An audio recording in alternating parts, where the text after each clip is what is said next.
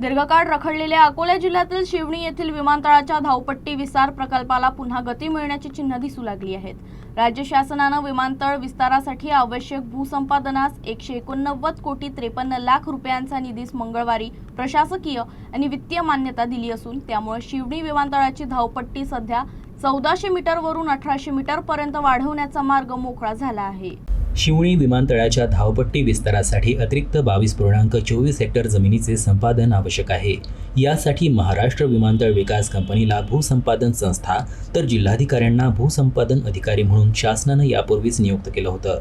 प्रारंभी थेट खरेदी पद्धतीने जमीन संपादनासाठी 208 कोटी 76 लाख रुपयांच्या खर्चास मंजुरी देण्यात आली होती।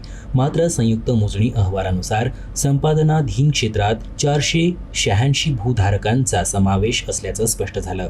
त्यापैकी 772 जण अकृषक भूखंडधारक असून ते क्षेत्र महानगरपालिका हद्दीत येतं। अनेक भूधारक स्थानिक नसल्यानं त्यांच्याशी संपर्क साधणे कठीण ठरत होते। तसेच सामायिक क्षेत्रांमध्ये एखादा भूधारक अनुपस्थित राहिल्यास संपूर्ण प्रक्रिया रखडण्याची शक्यता होती। त्यामुळे प्रकल्प वेळेत पूर्ण होण्यास अडथळे निर्माण होऊ शकतात।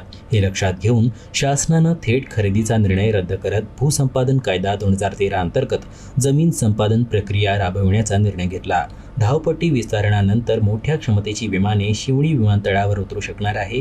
यामुळे अकोला आणि पश्चिम वऱ्हाडातील औद्योगिक, व्यापारी, कृषी तसेच गुंतवणूक क्षेत्राला मोठी चालना मिळण्याची अपेक्षा व्यक्त केली जात आहे।